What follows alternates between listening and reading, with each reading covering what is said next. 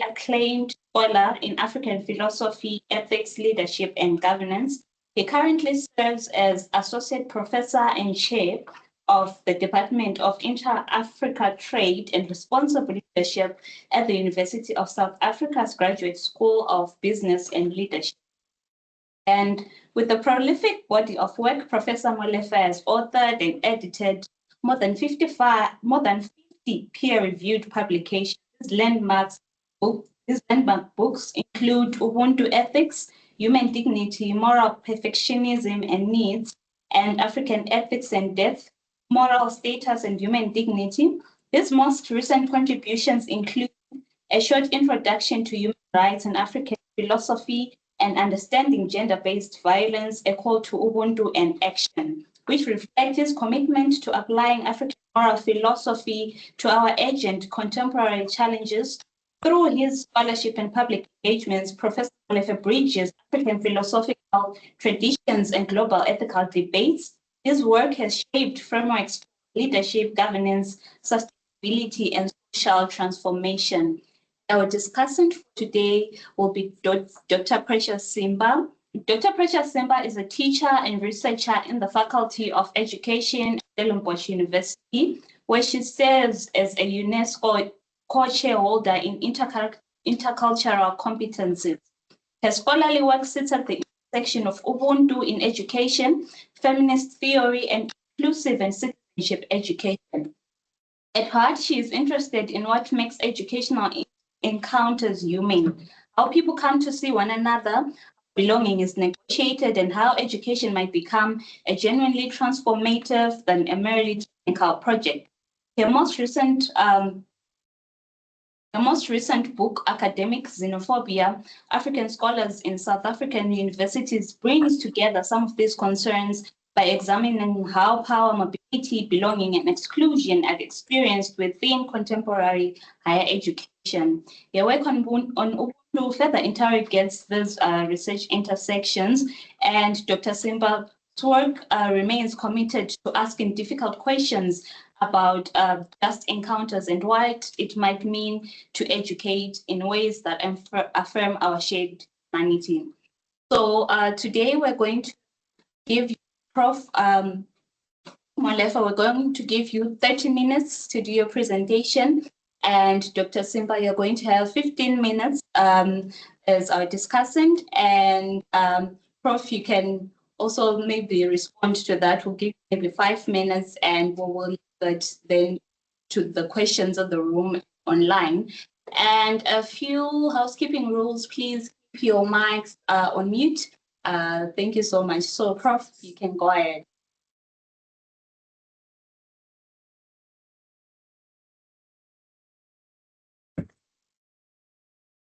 Good afternoon. I just want, yes, good afternoon, ladies and gentlemen, and program chair. Thank you for your warm welcome. It is an absolute pleasure for me to be here.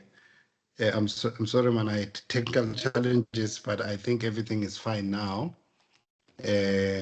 My topic is a very simple one, and I'm glad that I'll be talking to Prof. Simba, who will be a co-discussant. I'm very glad that we'll be here to engage and also guide my thoughts. I always look forward to that kind of engagement. As my topic is very clear, we're trying to think about how Ubuntu, and this is a project that has been happening for years, but it's one that really occurred to me when I started a conversation with a good brother and one of the powerful scholars in the domain of African philosophy. Dr. Michael engaged me, say, look, we want to have a conversation on this. And I thought, let's see how Ubuntu I could contribute to this conversation. And one of the central concepts that I think has been missing in the conversation has been this concept of responsibility. What has tended to happen has been this concept of responsibility. So in this conversation, I'm trying to see if we insert and put at the heart of of what higher education is about responsibility. How will that look like? So there are 5 things that I want to discuss. I'm not sure I'll be able to get to all of them, but maybe the starting point is to start from the negative, the crisis of purpose. We need to rethink what is the purpose of education, particularly higher education. And also we must think about it also not only from the perspective of the government or higher education institutions themselves, but also when graduates come into university, what are they coming there for? This thing that they are coming into, do they understand what its purpose is? And what is their purpose? I mean, I think that's a deep question that we must ask, both from a perspective of the beneficiary, the student, and also the institution, the institution itself, the entire framework. So start with that reflections about the crisis of purpose that we're facing in the world and how it plays itself out even in the higher education space. And then I propose what I think is an underexplored interpretation of Ubuntu ethics. There's a plethora of interpretations of Ubuntu. I think I'm proposing one that has not been explored fully, at least. It's what I call a tripartite structure of thinking about Ubuntu. And at the heart of that structure is three responsibilities. It's 3 responsibilities.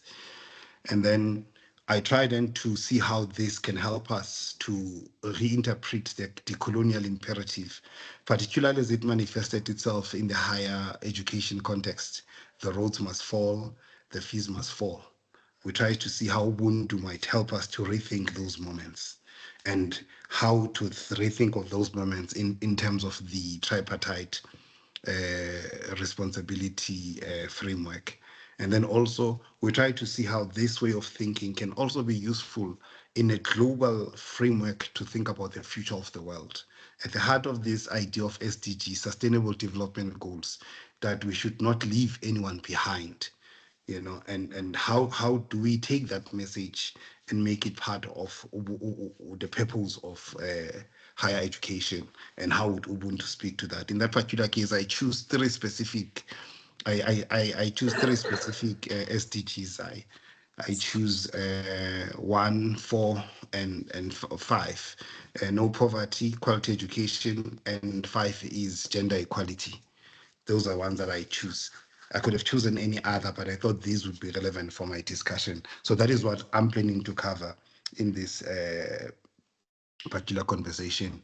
I may skip out some things, but I suppose maybe to locate our conversation, it's important for us to appreciate where we are. And if we locate ourselves in South Africa, and also think also about the continent and think also about many other parts of the world. But one of the things that is hitting us very hard right now in South Africa, it's the high unemployment rate. We're sitting, if you look at young people, we are sitting at 60% of youth unemployment. 60% of youth unemployment. Recently, UNISA had advertised adjunct roles. These are for people with masters and PhDs, and they advertised for these in some of these in the computer science, IT related skills. They had about 60 positions or so, 160 positions. They received over 2,000 applications for those. 2,000 applications. I'm not talking then about, so the crisis when you advertise 5,000 positions in the SAPS, you can get up to 1 million applications. So we're sitting with a serious problem of unemployment in this country, and it really begins to show that you are sitting with millions of human beings whose dignity are being denied. If you look also at another crisis that we are facing, the crisis of gender-based violence. I do not want to bore you with the statistics. For me, the chilling moment was when the president of South Africa declared it a national disaster. It really showed the proportions at which the abuse, violation of women is really concerning this country. the rape culture, where in one financial year of police, you had about 40,000 women raped just in a year, you know. And some of these things I'm talking about, some of them happen on campuses, where people who are being trained, you know, to be graduates in a higher education context, they participate in these kinds of things. If you think about also another biggest challenge you are facing, the issue of inequality, you know, South Africa, for example, has got the highest, most unequal country in the world. And this inequality plays itself in different ways, be it in terms of access to education, access to social, access to opportunities, access to healthcare, you know, what sociology sometimes called the deprivation trap, you know, what they call the deprivation trap. So we're dealing with that problem. But moreover, there's a problem of Afrophobia and the problem of xenophobia, right? So and these are some of just the highlighted problems that we are facing as a society. And one of the biggest questions that we must ask ourselves is our education equipped enough? Why are these problems growing when we've got an education system? Could we be playing a contributory role towards those problems that we're facing as a society? And things don't really change much if you look into the global space. We're talking about the climate challenges that we're facing in the world. We're talking about the structural inequality we are facing. The divide between the North and South is not just in the epistemic domains, it's in the political domains. Who's got access, who can influence the UN, who's got the veto power in the UN, who's got access to capital, uh, who's got a right to declare war, and so on and so forth. But also in terms of wealth, the problem of Afrophobia and xenophobia also plays itself out in a global space, particularly with the rise of the populist nationalism, right, which at the heart of it is this politics of exclusion. And also I've excluded issues of wars here that also are taking place in the world. And the submission that I want to make with all of these problems that we are facing is that we are facing a problem where we've got a specific deficit, where we have failed to cultivate or to create conditions for the emergence of what we call responsible humanity, where we value a human being for what they are. You know, so that's what lies at the deficit, that what lies at the heart of these problems, that we failed to really create those conditions and to also create those kinds of graduates in the context of higher education who understand the value of a human being and also the purpose of a human being, that they should be responsible in the world. And really to make sense of this particular problem, is to understand that the aim of education is not only to create technically competent graduates, right? But if you look into statistics in South Africa, if you look into the number of students that drop out throughout the matric cycle, you know, it really shows that we're failing to retain students at school, one. Number two, if you look at the lower grade students that are able to read for meaning, South Africa is among the countries that are performing poorly. So by the time the students get to university, they've also been deprived even of technical skills. But I'm also saying that over and above failure to keep students at school at lower levels, but also to train them to be able to be literate, uh, uh, uh, in terms of linguistics, in terms of numeracy, and many other skills that are important for academic and intellectual development, we see another crisis, the crisis of failing to develop them so that they are able to go through a robust process of moral formation, relational intelligence, and communal vision. So you've got those, what I identify as three problems. You are fail to keep them at school, you fail to develop them intellectually, and also you fail, moreover, to provide them a context where they can develop morally, and they relationally, and also can understand themselves as part of a community. And if you've got those, you've got that, it means that we really need to think about how can we inculcate that. And I think Ubuntu can give us a framework to think about that. In my interpretation of Ubuntu, Ubuntu is based on the saying, umuntu in the Nguni languages, umuntu ngumuntu ngabantu, or in the Sotho, since I'm speaking to university in the Free State, mutu ki mutu kabatu. If you look into that phrase, it has got three components. It has got three components. Even in English, a person is the first component, is a person the second component, through other persons is the third component. So in Zulu, umuntu first, ngumuntu, those three components. Those three components, they are philosophically profound and they send a very strong moral message. And I think ultimately the essence of that message is to point us to the centrality of this idea of the idea of responsibility, the idea of responsibility. The first instance of Ubuntu points us to a being of intrinsic value. That when a human being presents themselves, you're not just seeing a biological kind, you are seeing an ontological kind that is in and of itself morally precious. And the language we use to capture the moral preciousness of a human being is this idea that human beings have got human dignity. And the language that I use there that's intentional is this idea of intrinsic dignity. This is a dignity that a person has just because they are human. They don't have to do anything. They don't have to achieve anything. Just by presenting as a human being, you've got human dignity. And that is what lies at the heart of Ubuntu. Just that appreciation of what a human being is.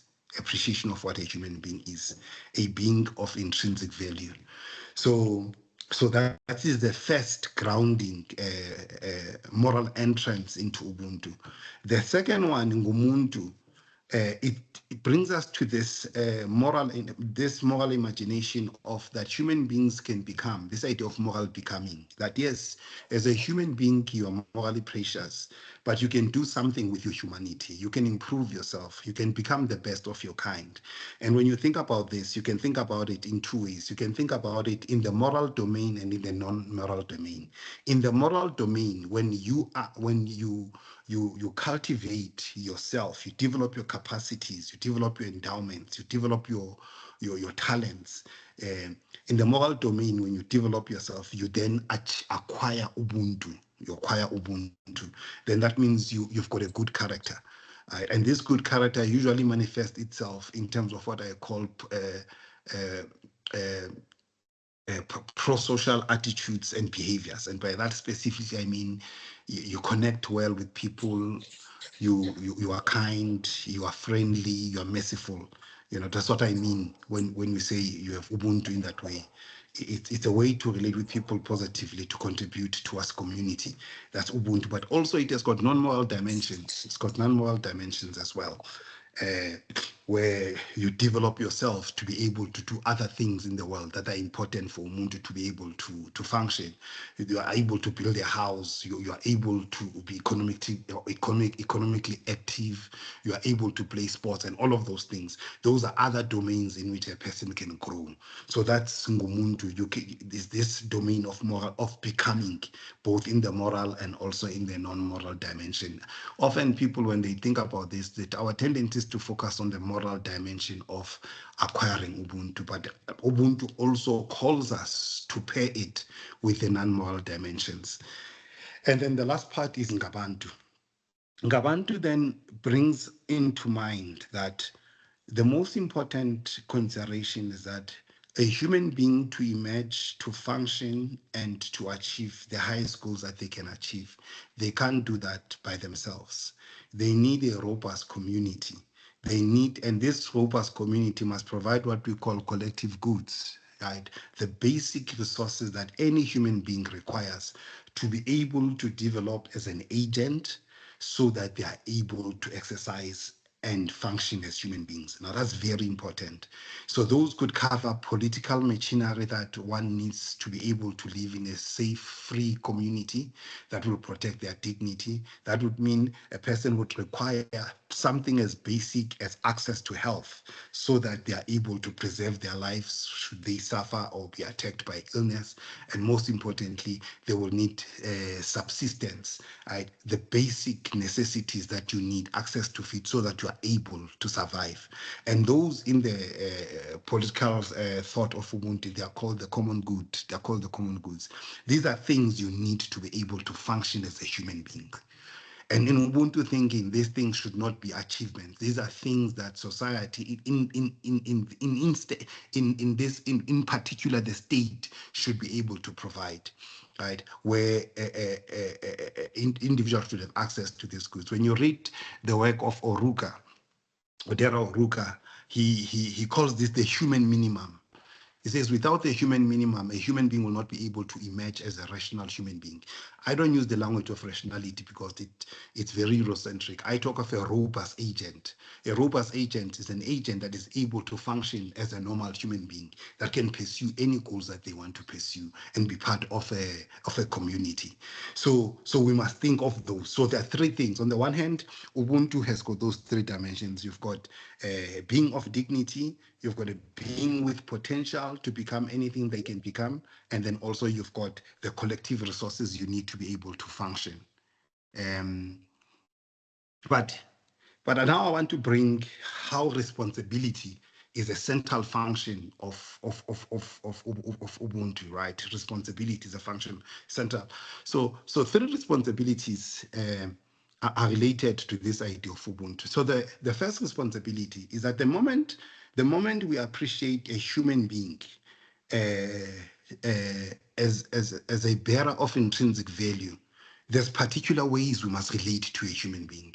We cannot relate to them in any other way. There are ways that we must relate to a human being. In other words, there are certain things that should not be done to a human being, and there are certain things that we can do to a human being. Right? And that first part of things we can't do to human beings. Say, the mere fact that you've got value means that there are constraints around how other agents can treat you. We use the idea of constraints, right?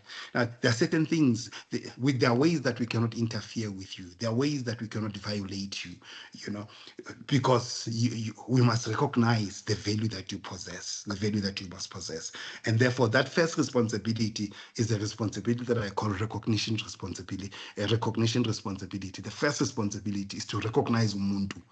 And that particular kind of responsibility finds expression through what we call recognition respect. Recognition respect is an idea used by a famous ethicist called Stephen Dawal when he talks about recognition respect. Is the respect we owe you just because we are human, just because of that, irrespective of your class, irrespective of your gender, irrespective of your education, irrespective of all of that, just because you are human, we owe you recognition respect. So at the heart of Ubuntu is this central concept of recognition respect.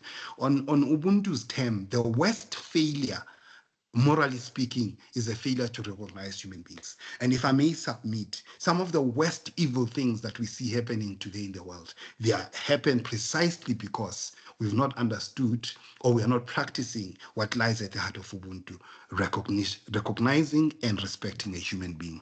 The second form of responsibility is that human beings have got a responsibility to develop themselves. Right, to develop themselves. In the literature on Ubuntu is called self-realization, right, to becoming the best that you can be.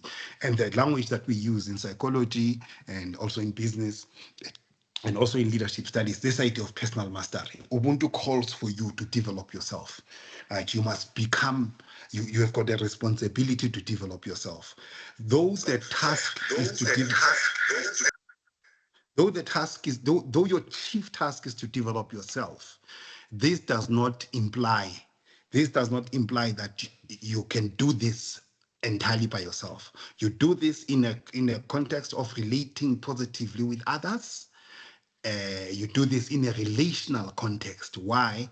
Because even the virtues, the skills that you must develop are skills that connect you to others. The person is a person through other persons. So you need other human beings to be able to develop yourself. The target of this development is twofold. You are empowering yourself. You are becoming the master. You are trying to develop virtues on the part of moral development, on the part of non-moral development. You're trying to develop skills, competencies, so that you are able to function in the world, in the domain of science, in the domain of art, in the domain of sports, right? You're trying to develop yourself in the domain of the economy. You've got you have to develop yourself. That's a domain of personal mastery, that each individual has got the responsibility to develop themselves. And it's important that we underscore this part, because often Ubuntu is made to seem like the individual has got no role to play. So as an individual, you've got the role to play. The first role to play is to recognize yourself first as Ubuntu, and to recognize Ubuntu of any other person. Your second responsibility is to develop yourself, right? The third responsibility is building community. That each individual and the state and the communities and the families that we live in, we've got a responsibility to create conditions that will sustain all of us. We've got that responsibility. So if you're playing a role as a teacher, you are part of building the infrastructure that will prepare the future future societies. So at the heart of Ubuntu is these three kinds of responsibilities: the responsibility to recognize Ubuntu, the responsibility for personal development, what I call personal mastery, and the responsibility to build community. And by building community specifically here is contributing to that basket of goods that everyone needs so that they are able to function effectively. At an individual level, the responsibility here, that is why you'll find that Ubuntu would emphasize things like hospitality, that is building community, that when a stranger comes in your community, you've got a duty to make sure that the stranger is protected, it's safe until they continue in their way. You've got a responsibility when Ubuntu emphasizes things like generosity, that no people should suffer in your presence when you've got things to share. You need to sustain their humanity. So you've got a responsibility to make sure that you contribute to the basket of the collective good. The state as well has got that role to make sure that we are, all of us are building a community, right? So that we create conditions where every human being can function. So those are the three responsibilities that Ubuntu imposes on all of us, right? So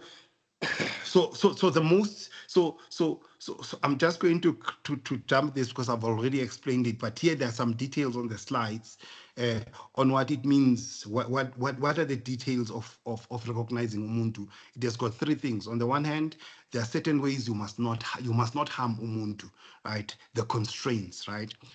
What we call in technical language agent-centered restrictions. There are certain things you shouldn't do to Ubuntu, and at the heart of that, we are able to address things like racism. We're able to address things like xenophobia. We're able to address things like GPV. We are able to address things like torture, because we are saying that that's not the right way to treat a human being. Right? We are able to address things like rape. That's not a way to treat human beings, because they've got that dignity.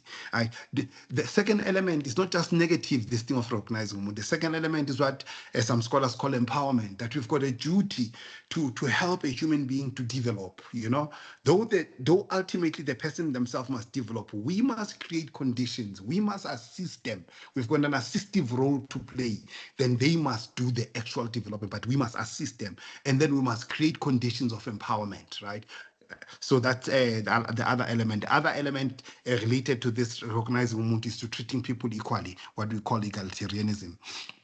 And also the personal mastery, where I've distinguished the moral and non-moral dimensions. Excuse me, I've got a little bit of flu. The distinction is crucial between the moral and non-moral. What's the distinction there?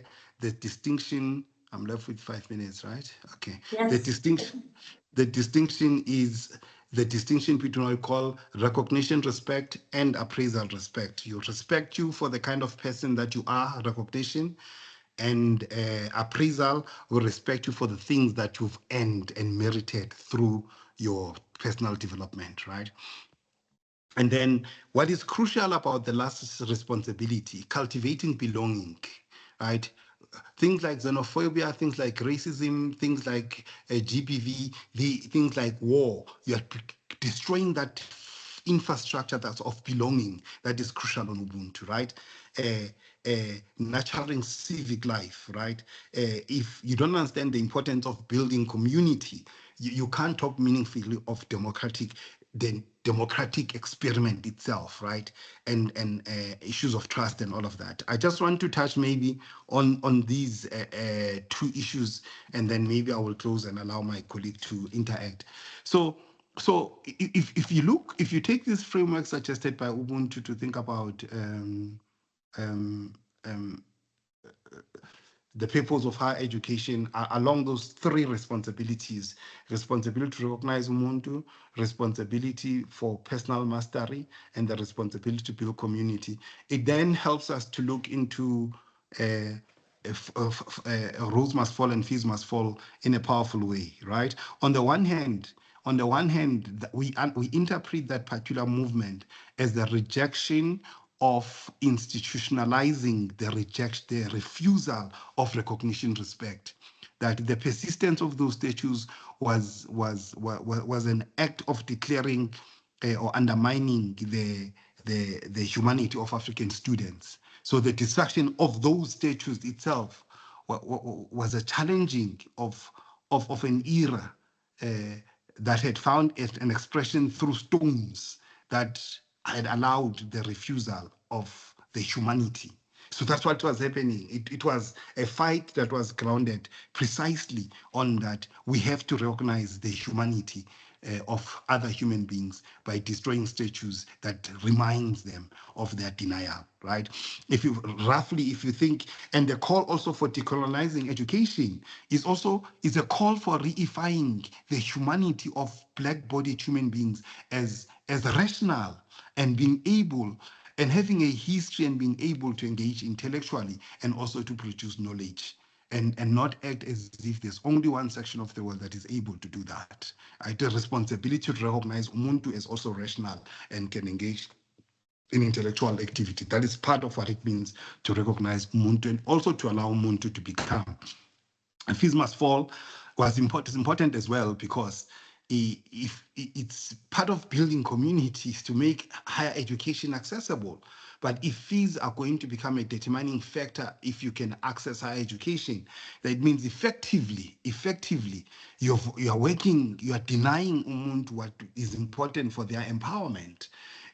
But moreover, you are also not building community. You're not building community, because only one part of the community is going to be important in the epistemic project of building scientists, of building engineers, of building sociologists, if you are leaving a large section of community because they are poor because of that. So the Ubuntu then calls a part of what it means to build community is to make sure that you make education as inclusive as possible, right? Try to strike an important balance in that regard.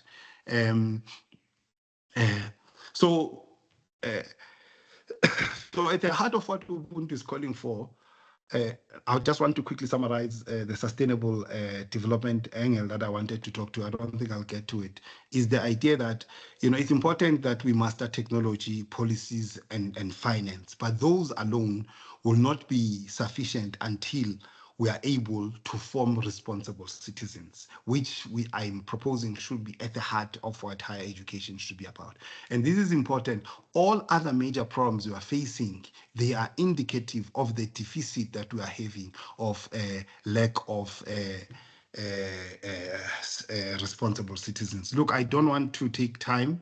I think I will share the slides for later on, but for now, I think I'm going to leave it at that. Thank you. Thank you so much, Prof. We're going to now go to our discussant, Dr. Simba.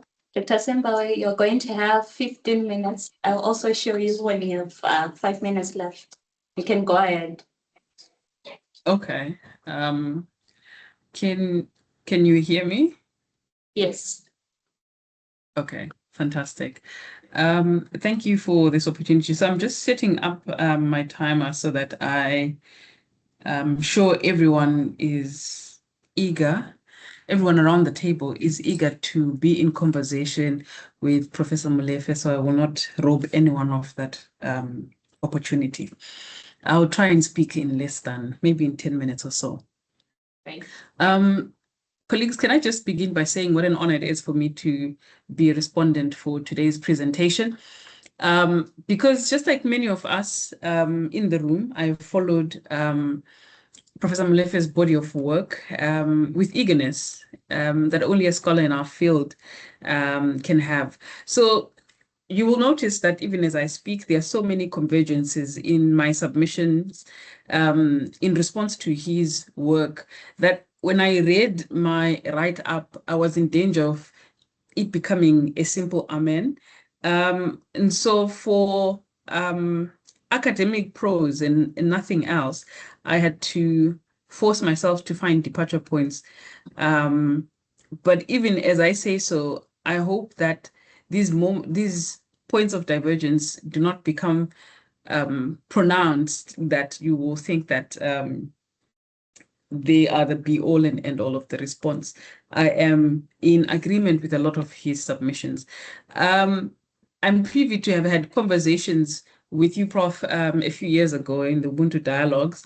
I'm not sure if you still remember that, and have read your subsequent submission to that project where you meticulously, well, according to me, meticulously unpacked the idiom umuntu ngumuntu ngabantu, because up to that point, although the others around that time were beginning to question the sing-song like translations and interpretations of Ubuntu, I believe that you gave a rigorous submission for the need to engage with Ubuntu, particularly its the depth of its meaning, with care and caution, which I believe sometimes people kind of throw to the wind, and Ubuntu then becomes anything that anyone can come up with.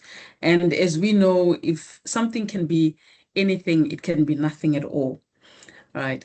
And so I read your submission with great excitement. And like I said, there are many convergences, and you will see them. And I will highlight, just for the sake of time, maybe one or two points of departure. As I read it, I found that your paper has multiple hearts, and I want to perhaps speak to those. I might not get to all of them, but because it's quite an octopod of a paper, I believe it has multiple hearts. The first one I'd like to, on this notion of crisis, this is something that I've also been battling with as well, and I'm glad to see that you touch on the moment of crisis that we sit on. I've been engaging with the notion of crisis, not only as the problems that we face are immense, but crisis in the as a precipice that we stand on, like a transitional revolutionary period, according to Vygotsky, when the old and previous concepts are hopelessly compromised and unfit for further use. And I believe that's the moment of crisis that the reading of Ubuntu and the meticulous way that you are unpacking it then finds itself, that the old, not in age per se, but perhaps the old in what has been used in contemporary society, has become really unfit for use, whether it be in the capitalist sense, in the social sense, in the engagement with various ecologies. But we're seeing that the old has become unfit for use. And so we must allow for new ways of being. And again, new here, not in the sense of new in age, but new in the way that it has not been widely used in contemporary society to emerge. And I think this is the time for what Biko would have called Africa's gift to humanity, for Ubuntu then to, for us to think of it in very productive ways that we can use Ubuntu to challenge the crises of our time.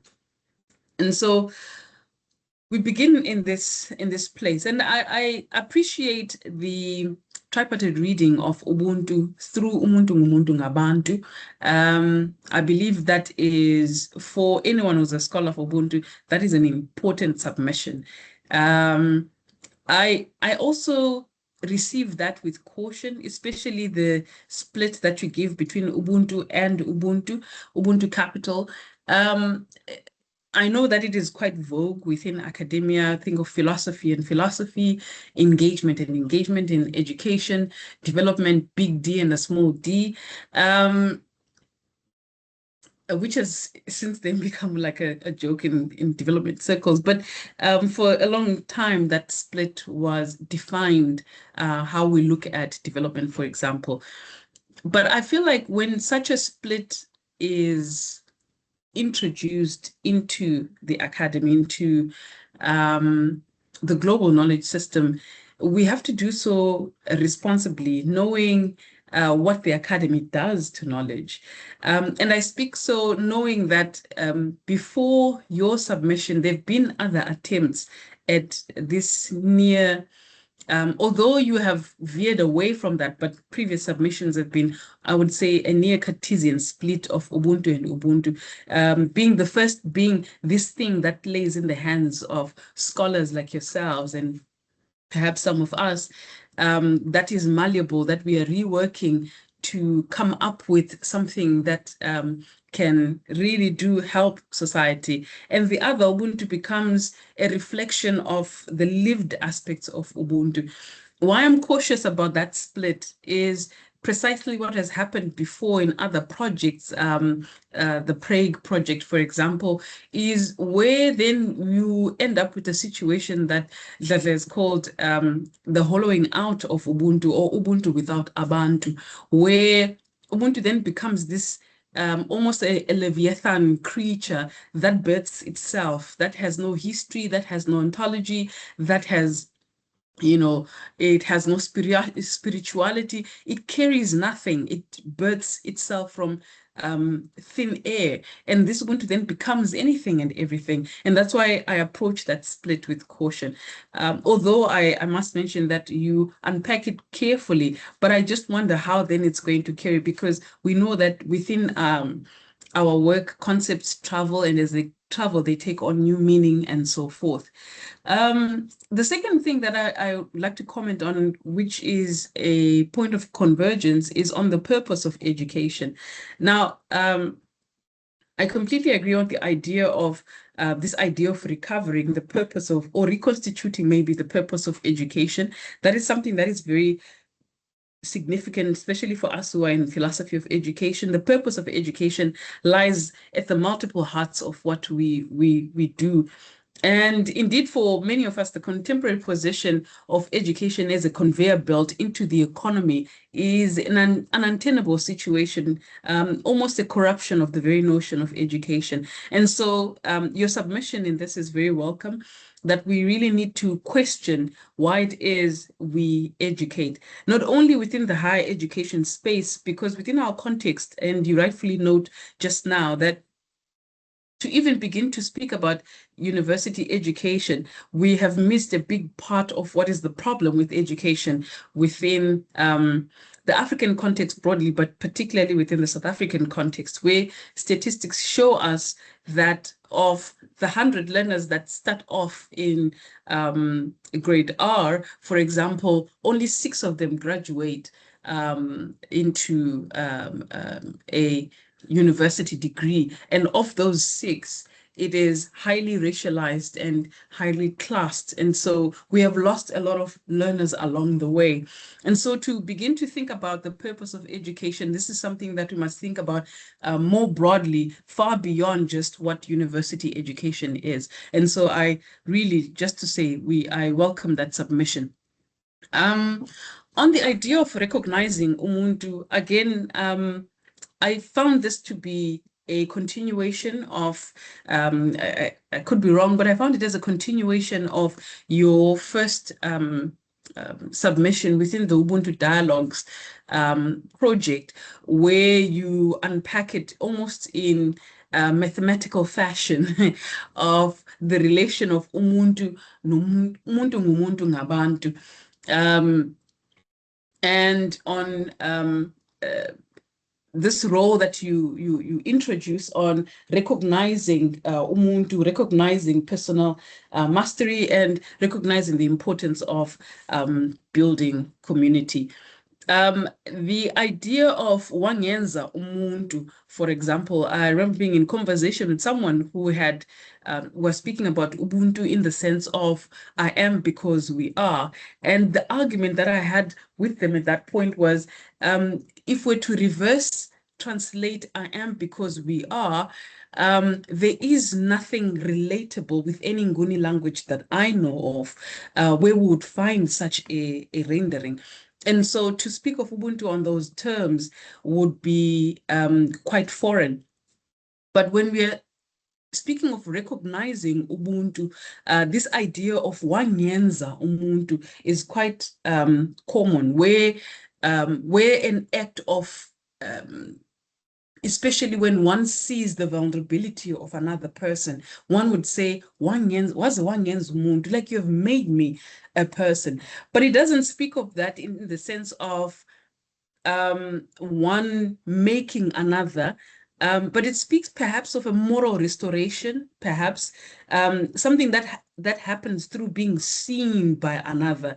And so some people have started to theorize around the notion of sawubona as a dual seeing, to see and be seen, to allow one to be seen by the other. I appreciate your submissions on dignity. Perhaps I need to pause here and connect to something that has been really troubling me.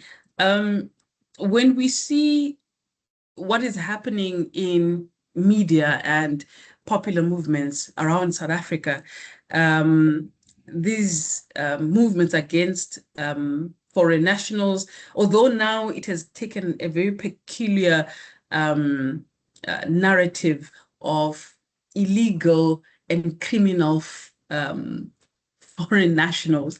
And, you know, for those who are into discourse analysis, the development has been quite interesting. But I appreciate to hear from you as a South African engaging with this very difficult matter, because if there is something that has lowered isithunzi, or the dignity of Black people in South Africa, it is that to see that being enacted within the streets of South Africa is something that is immensely dehumanizing, whether you are at the center of it or you're in the periphery, you know, clutching at one of your own hearts. And so I appreciate this submission that you make, where you link then that to be umuntu is to recognize the dignity of others. I was thinking of Soyinka's lectures, I think it was in 2004, 2005, where he submits this extensive work around the importance of dignity and what the opposite of that looks like. And what the opposite of that looks like is what he calls the performance of power, where the formerly powerless enact violently their newfound power on those that have gained power over. And if we can read that, we can clearly see what is happening in South African streets. So just to say, I appreciate that you tackled with that, because there is a sense that the awkward naming of South Africa, this South in Africa, perhaps speaks to also the tension of what it means for South Africans to see themselves as Africans, for example. I think this is something that has been greatly challenged by popular politics. Agreeably so, this is not the sentiments of the entire nation. But I believe that these narratives are have been greatly demeaning. So again, an appreciation to hear you challenge that directly. Now, on the issue of, perhaps I'll end here just so that I can give others an opportunity. Thought I was going to talk for less than 10 minutes.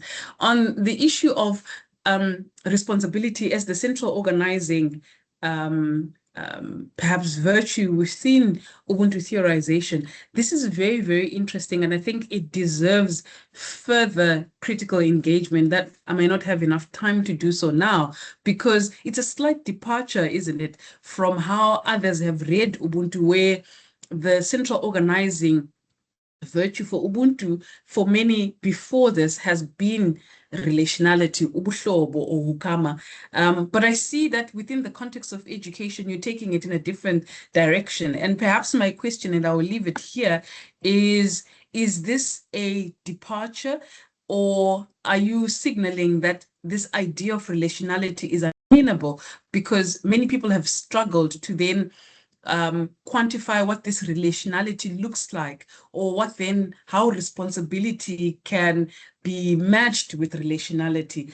But there is an undenying fact that relationality is a big part of what previously has been called communitarian ethics. And so for you to take it in this direction where you start to speak about responsibility as the organizing virtue of Ubuntu, it's quite interesting. And I would leave it there. Maybe if there is time, you might just expand on it. Thank you. Thank you so much, Dr. Simba. I'll give you, Prof. Molefe, just a few minutes, maybe 2 minutes to respond, and then we can get other questions from the room and online. Yeah, thank you. This is a very interesting reflections. So I think the big issue of, and maybe reflect on things that stood out, and I think maybe we'll take the conversation forward. I think three in particular stood out. One, just for my noting, I want to have access to this Soyinka reflection on dignity. I see he plays it with power, where in the work that I do and in the work that will be coming out soon, you'll see I play dignity with humiliation. So if you think about unemployment, if you think about abuse of power, if you think about GBV, at the heart of that is a particular way of degrading human beings. So that's why recognizing Ubuntu takes then two forms. On the one hand, you want to respect them, but on the other hand, the negatively you can say that do not humiliate human beings. That's how I think about it. But I'm interested to see how Soyinka plays around with it. Then xenophobia, Afrophobia, because if you look at the march that's happening in South Africa, it takes a legal trope. Right? But if you take a moral trope, the humanity of every human being is not defined by the law. You are a human being just because you are human, irrespective to your relationship with the law.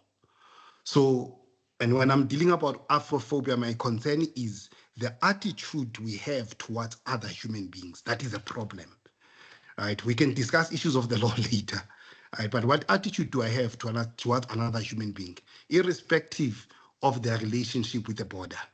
And I think often what we have done, we hide our prejudice of hating other human beings, and we find other tropes to justify our deep-seated hatred. So Ubuntu calls us to go a bit deeper. It calls us, number one, to respect a human being just because they are human. And number two, it calls us to start thinking of more humane laws, even as we want to invoke the law, right? Maybe because the time has been signaled to me. Yes, please. Yeah, I've got one last. I've got one last thing. Also, often in this thing of in the so-called xenophobia issues, the people who are targeted are those that are least, those that are most vulnerable. No one is going to look for the powerful in the East. We're going for people that we know are vulnerable. We're not going for the powerful who might be breaking the law, right? So you see here, it's really the vulnerable trying to destroy each other, and that's why some people are even contesting even the label of xenophobia here, that this might be something else, but that's another debate for other thing. But if I use Ubuntu, my understanding of Ubuntu correctly, that my first responsibility, before I see any other thing about before I see any other thing, I must see a person. Any other attitude is problematic. Thank you so much. And lastly, Oh. this is not lastly. Thank you for thanking me. The important thing here, the point that we need to deal with that's crucial is this thing of responsibility. At the heart of this relationality, and I think this is what we have missed, at the heart of this relationality is this thing of responsibility. Right? The concept of responsibility itself is a relational concept, right? But it's this thing of responsibility. Number one, if we say you must achieve Ubuntu, we're asking you to be responsible for yourself so that you make yourself to develop the virtues. If we say build a community, we're asking you to have a correct relationship with other human beings by building proper communal infrastructure. And when say recognize Ubuntu, that is a responsibility, that is relational, right? So at the heart, so the contribution, and maybe this is what I must strengthen, the relationship between responsibility and relationality. But thank you, that really stood out, and I'm going to think very hard Thank you so about much, Prof. Can we have questions from online as well as in the room? We'll start with those online. Any questions quickly? Yes. PK, can Amin? Good afternoon, colleagues, and thank you very much, Prof, for that presentation. Speaking about Ubuntu, I have one question. Maybe I'm going to generalize. Please make it brief. Yes. Professor Chasi and I think Ronnie Gumede, they spoke of Ubuntu journalism. And I'm wondering whether within the higher education or the philosophy of Ubuntu itself is difficult to be implemented in, more especially when we are dealing with policy development and the implementation of it within higher education. That is my question. The implementation of Ubuntu philosophy ideals within higher education, and maybe in reporting in South Africa, are we having a difficulty in implementing this Ubuntu philosophy? Thank you. I will take another question maybe in the room for you. Okay, any other questions online so that Prof can maybe address them in the... Okay, thanks, Prof. I just wanted to check, how do you juxtapose the democracy and Ubuntu philosophy, especially in South African context? Thank you. You can go ahead and respond, Prof. Yeah, okay. So look, the question of implementation of Ubuntu is one of the most difficult things ever. I'm going to give two instances of it. Colleagues of mine write a paper where they talk about how Ubuntu has failed. They talk about how Ubuntu has failed, and I felt this is unfair to talk about how Ubuntu has failed when every institution in the country does not want to take Ubuntu seriously. And you say Ubuntu has failed when Ubuntu has not been given a chance. So that's the first part about it.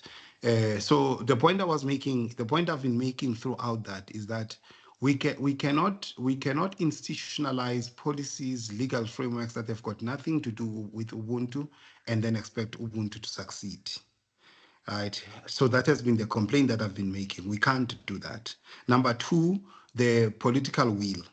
Our leaders are afraid to take seriously indigenous concepts and make them centrally organizing concepts to imagine the world. You know, that's the biggest issue why we can't implement Ubuntu. We are just afraid. We had a visit recently from one of the powerful institutions in the world, one of the powerful banks in the world, and they shared a strategy. The name of the strategy was called Ubuntu Economy. And the question I asked was, what is the word Ubuntu doing in this strategy? You know, because and when I was asking that question, I said, it's in terms of decoration, I see what Ubuntu is doing, but in terms of any other function, I don't see what it is doing. So unfortunately, as an academic, I can survive writing about Ubuntu, you know, because I don't have to do anything, you know. But in terms of Ubuntu really taking root, becoming a policy that it requires, you know, it requires not just policy, but requires political will. You know, it requires principals to be willing to say, if we're decolonizing and we're indigenizing education, let's take these concepts seriously, you know, so I think at the level of implementation, that's the biggest challenge, you know, that's the biggest challenge. So I personally don't believe that Ubuntu has failed, and I see people say people in South Africa they rape, there's no Ubuntu, and then I ask a difficult question: what conditions have we created for us to expect these people to have Ubuntu? If you take people and make them to live under cheap conditions in places like Marikana, and when they protest, you shoot them, you expect these people to have Ubuntu. What conditions must prevail for people to have Ubuntu? And when I'm asking this question, is not to justify the evil things that are doing, but is to ask a deep political questions. As much as we are asking difficult moral questions, we must ask difficult political questions. And the political questions are these. Political questions are this: are we removing conditions of humiliation under which people are living? If we want people to do well, we must also create conditions that will allow them to do well, to have access to good education, to have access to health, to have proper functioning police stations, to have, you see what I mean? Have we created the conditions for what we want to see to succeed? And I can tell you, if we see this high unemployment going on and all of that, and we then come and expect Ubuntu, we are going to have serious problems. What I call poverty of sociological imagination. We must look at the forces that are working against people before we come with moral theories that demand a lot from people. Yeah, so that's one. Lastly, sister, you are quick to clap. Quick to clap. The last one. Response. Yeah. Oh, thank you. I thought you were clapping to No, close no. Yeah, thank you. Yeah, but the last one is democracy. That's a big question. That's a big question. In one of my slides, I try to deal with that. If I may, if I may find that slide, if I may find that slide, you'll see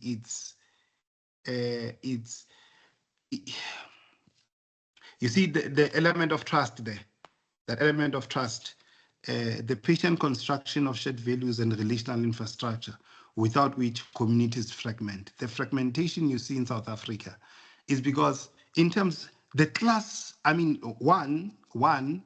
the divide. So you give you a practical example. You move a small section of Black people into the middle class, right? What you have also done there, you have created a fracture even within Black communities. Now you've got new Black communities in South Africa that can no longer meaningfully connect with their own people because now you've divided them in terms of class, right? Just that, right? So you've got but also you still have those deep structural issues. When these people are working in these societies, still they're not trusted because of the problem of racism, which we've not entirely resolved.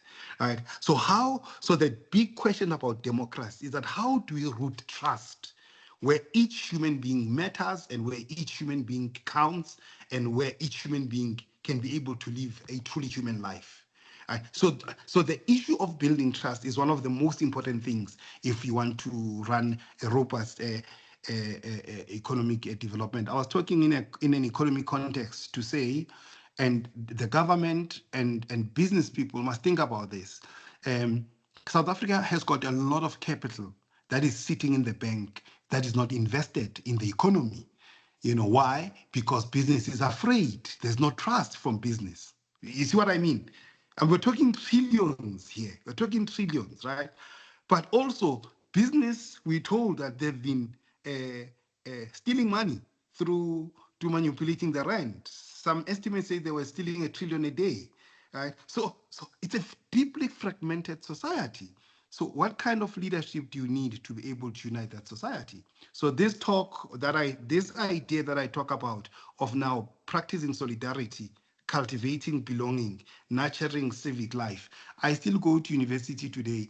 When I meet people from across the world, when I meet people in our societies, we still cling to each other relative to our tribal belonging, to our racial belonging. We are still far from building this culture of belonging where we are part of one community immediately, but also part of one global community.